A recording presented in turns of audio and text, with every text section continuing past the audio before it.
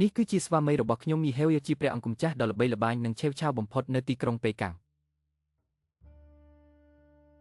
ចំណែកខ្ញុំកាលពីមុនគ្រាន់តែជាក្មេងសុំទាននៅតាមចិញ្ចើមថ្នល់ម្នាក់ប៉ុណ្ណោះប៉ុន្តែគាត់បានលះបង់អ្វីគ្រប់យ៉ាងដើម្បីស្រឡាញ់ខ្ញុំ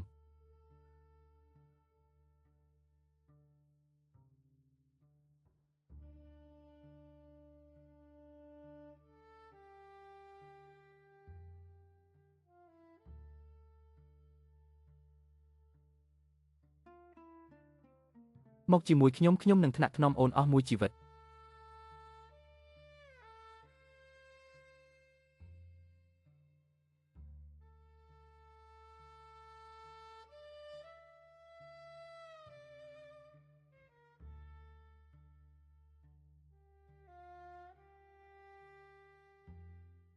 10 ឆ្នាំហើយយីហេវបានផ្ដល់នូវការស្រឡាញ់និងភាពទន់ភ្លន់ទាំងអស់មកឲ្យខ្ញុំគាត់ដឹងថាខ្ញុំចូលចិត្តលេងវីយូឡុងគាត់សុខចិត្តបោះបង់ការងារទាំងអស់ដើម្បីជូនខ្ញុំទៅរៀនបន្តនៅបរទេស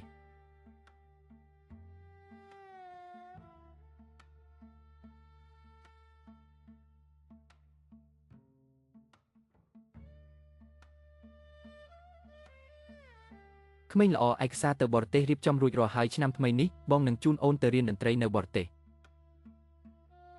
ហេវខ្ញុំគួរតែទៅម្នាក់ឯងវិញក្រុមហ៊ុនមិនអាចខ្វះបងបានទេបើមិនដូច្នោះទេភាគហ៊ុននឹងធ្លាក់ចុះជាមិនខានមិនអីទេសំខាន់ឲ្យតែបាននៅក្បែរអូនទោះបីជាខាត់បងរាប់ពាន់លានក៏បងមិនខ្វល់ដែរ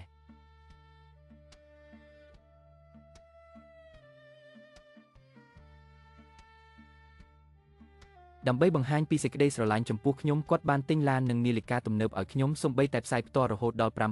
999ថ្ងៃដើម្បីសុំខ្ញុំរៀបការដើម្បីបានរៀបការជាមួយខ្ញុំហេវមិនស្ទាក់ស្ទើរក្នុងការកាត់ការជាមួយត្រកូលរីឡើយហេវតាត្រកូលរីដាក់ទោសបងទៀតហើយមែនទេបងប្រាប់ពួកគេទៅថាបងមិនរៀបការជាមួយខ្ញុំទៀតទេខ្ញុំមិនត្រូវការឋានៈអ្វីទាំងអស់ខ្ញុំគ្រាន់តែចង់នៅក្បែរបងខ្ញុំមិនចង់ឃើញបងរងទុក្ខទៀតទេត្រកូលយីយល់ព្រមឲ្យបងរៀបការជាមួយអូនហើយបងធ្វើបានហើយបងធ្លាប់សន្យាជាមួយអូនថាបងនឹងផ្ដល់ពិធីការនីរៀបការដ៏អស្ចារ្យបំផុតឲ្យអូនធ្វើឲ្យអូនក្លាយជាព្រះនាងដែលមានសេចក្តីសុខបំផុតនៅលើលោកបងពិតជាធ្វើបានមែន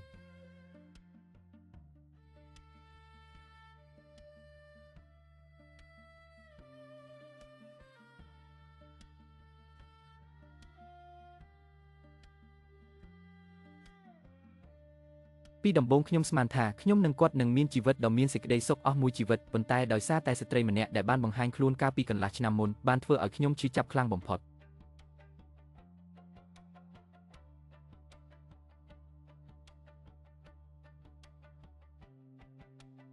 ហេវកូនមិនស្ដាប់បង្គាប់ទៀតហើយលើកនេះអូនត្រូវតែដាក់ទោសបងហើយ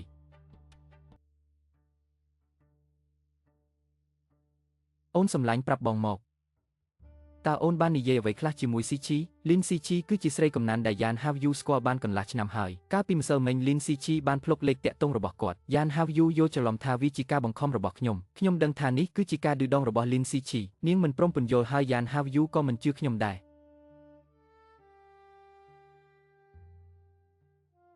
ហាវយូខ្ញុំពិតជាមិនបានជួបលីនស៊ីឈីទេ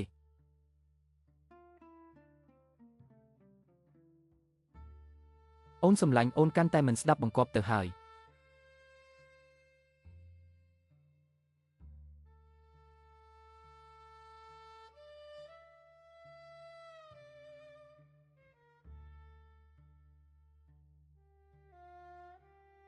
Have you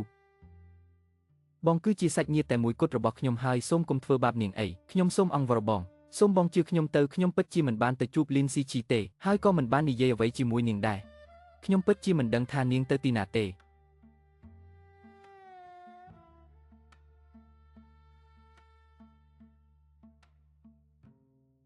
បងចាំថាបងធ្លាប់ប្រាប់អូនហើយថាស៊ីឈីពិតជាសំខាន់ខ្លាំងណាស់សម្រាប់បងអូនសម្លាញ់នៅសល់តែ50វិនាទីទៀតទេអូនក៏ដឹងដែរបើប្អូនប្រុសរបស់អូនគ្មានម៉ាស៊ីនដកដង្ហើមដើម្បីបន្តជីវិតទេគេអាចទ្រាំរស់បានតែ2នាទីប៉ុណ្ណោះ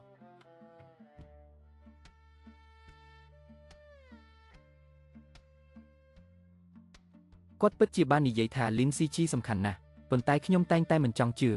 ព្រោះថាគាត់ធ្លាប់ស្រឡាញ់ខ្ញុំខ្លាំងណាស់អូនសម្លាញ់អូនគឺជាកម្មសិទ្ធិរបស់បងស៊ីឈីក៏ដូចគ្នាដែរ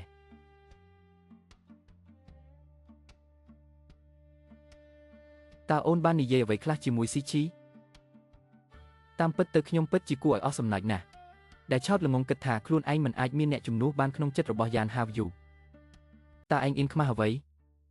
តើឯងពិតជាបានទៅជួបရှេខមែនទេហេវយ៉ក្រៅពីបានជួបលេងရှេខម្ដងក្នុងពិធីជប់លៀងកាលពីលើកមុនខ្ញុំមិនដែលបានជួបនាងទៀតទេហេតុអ្វីលោកមិនព្រមជឿខ្ញុំភាពអត់ធ្មត់របស់ខ្ញុំមានកំណត់ប្អូនប្រុសក៏មិនសល់ពេលច្រើនដែរ